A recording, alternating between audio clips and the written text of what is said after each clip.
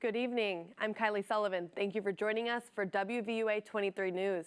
Topping our news tonight, the United States Supreme Court says it will not hear the appeal of an Alabama death row inmate who was convicted in the 2007 murder of his parents here in Tuscaloosa. 46-year-old James Scott Largan was sentenced to death by a Tuscaloosa judge back in 2009 for his capital murder conviction in the death of his parents. The couple were both shot with a .22 caliber rifle at close range. Prosecutors at Largan's trial say he showed no signs of remorse regarding his parents' murder.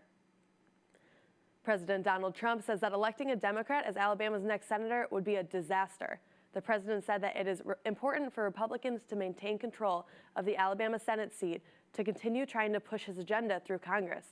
Democrat Doug Jones and Republican Roy Moore will face off in a special election December 12th. Moore's campaign has been troubled by claims from several women that he made inappropriate advances towards them when they were teenagers. A voter turnout of about 20% is expected, according to Alabama Secretary of State John Merrill. A Congressional Medal of Honor recipient will be honored here in Tuscaloosa on December 4th.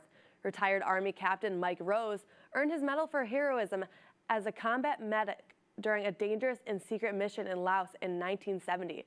Rose, who was 22 years old at the time, saved the lives of 60 wounded personnel during 4 days of intensive fighting. Rose received the Medal of Honor from President Donald Trump at a White House ceremony on October 23rd. Rose will be honored at a luncheon at the Tuscaloosa River Market on Jack Warner Parkway. Alabama officials say the state's unemployment rate is at a historic low. The state's preliminary seasonally adjusted October unemployment rate is 3.6%. 1 year ago, the state's jobless rate was 6.1%.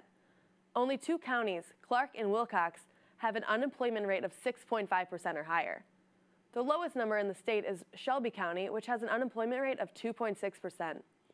Alabama Labor Secretary Fitzgerald Washington says that more than 7,000 new jobs were added in the leisure and hospitality sector during the last quarter. Finally, as the regular season ended, some Southeastern Conference schools are starting to make some coaching changes. Arkansas fired coach Brett Bielema. Ole Miss has decided to keep interim coach Matt Luke as their permanent head coach.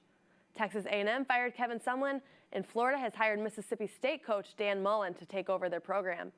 Meanwhile, Clemson is the new #1 team in the latest poll, followed by Oklahoma, Wisconsin, and Auburn. Alabama slips to #5 after their Iron Bowl loss on Saturday. So what do you say? Let's move on to basketball. That's the news for now. I'm Kylie Sullivan. Thanks for watching and have a great night.